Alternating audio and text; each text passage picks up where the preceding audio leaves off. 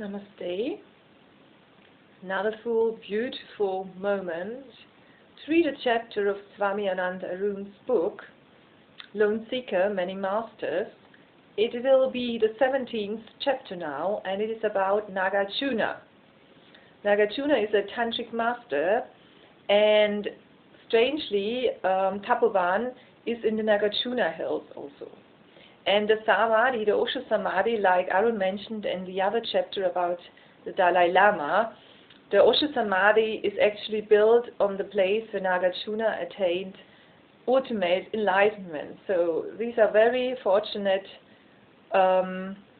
happenings which have been taking place in Tapoban, or at the place where Tapoban is being built and constructed. Nagarjuna. Many years later, it was revealed to me that it was under the mother tree of the same tree that exists in Osho Samadhi today that Nagarjuna attained enlightenment. Every morning, as I do the rounds around the Samadhi, I am refreshed by the sight of this lovely tree, nourished for centuries by the fragrance of Nagarjuna's enlightenment. There is a picture of the Samadhi on the first page and a painting of Nagarjuna.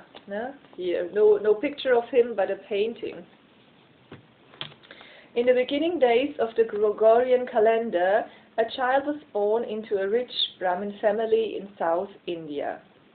As soon as he was born, astrologers predicted that unless certain rituals were performed and a lot of wealth donated, the child wouldn't survive for more than 7 days. The parents did as they were told, and the child lived past 7 days. Despite this, the astrologers claimed that it was impossible for him to live for more than 7 years. The parents didn't want to see their only child die in front of their eyes, so before his 7th birthday, they sent him on pilgrimage. The journey took him to Nalanda, the famous Buddhist holy site. The head of the Nalanda Buddha Bihar was Saraha, the eminent Buddhist tantric guru. Saraha was the disciple of Sri Kirti, who was the direct disciple of Buddha's son Rahul Bhadra.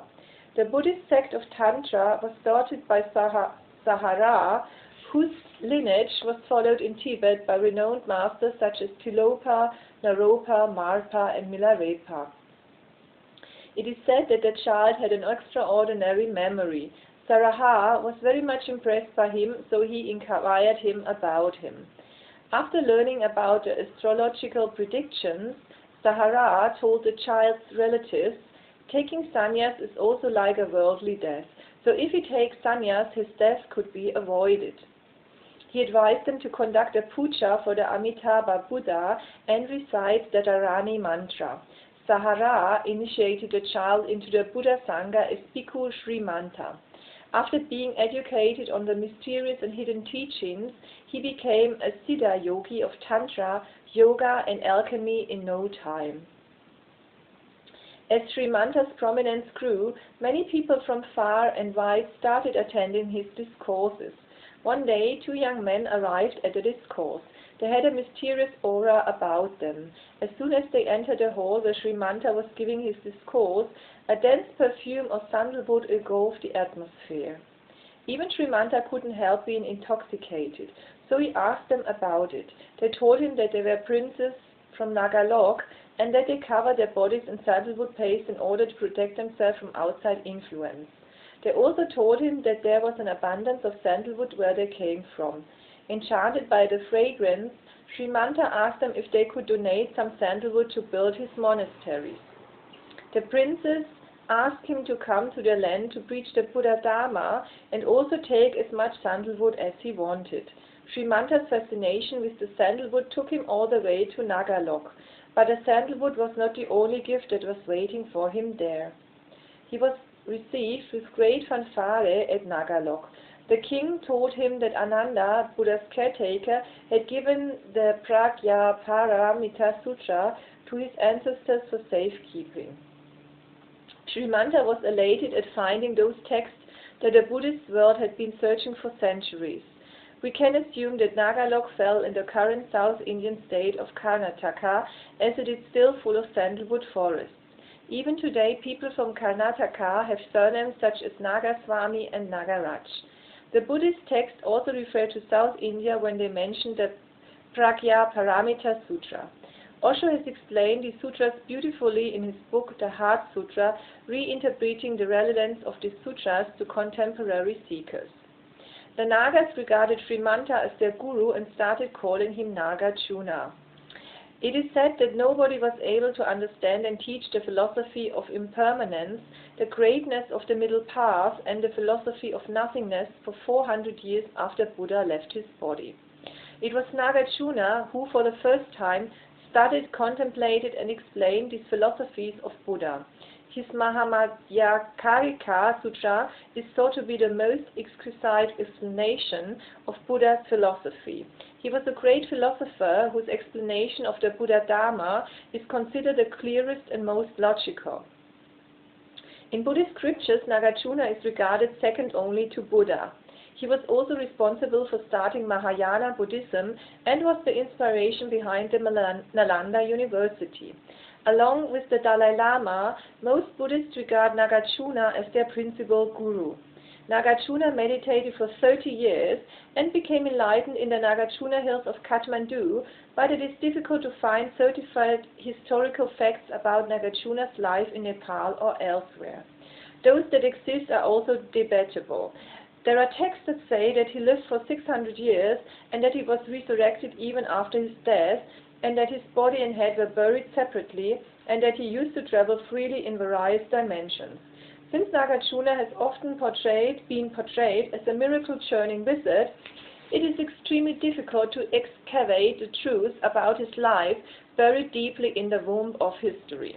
It is said that Nagarjuna was quite romantic when young. He learned a tantric anima siddhi and thus could disappear at will. Using this, he and his friends would enter the pleasure gardens of queens and princesses and make love to them. Once while returning from a palace, two of his friends who hadn't yet mastered the siddhi got caught by the palace guards.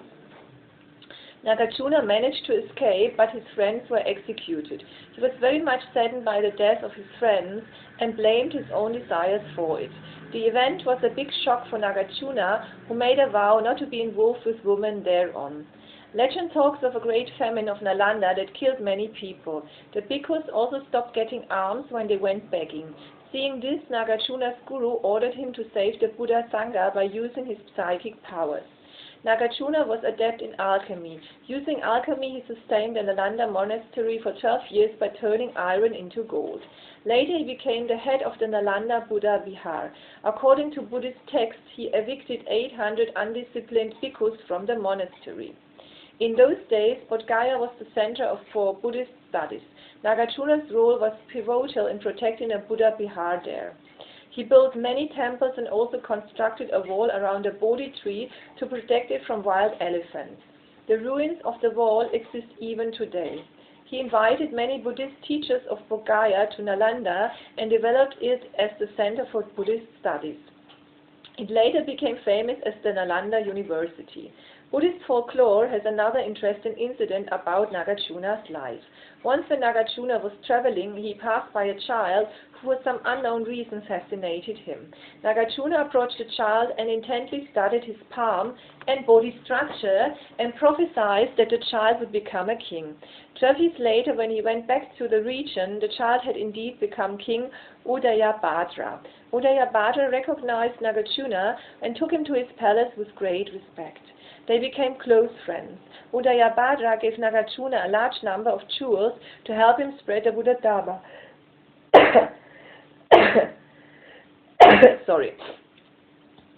In return, Nagarjuna taught the king the essence of religion and gave him the scrolls containing his teachings. The scriptures is well known by the name of Ratnavali. Nagarjuna admired King Udayabhadra deeply and gave him a blessing that nobody could kill him while Nagarjuna was alive. One day Udayabhadра's wife presented her son Shaktiman with an exquisite robe. Shaktiman loved the robe and said he would wear the robe the day he became king.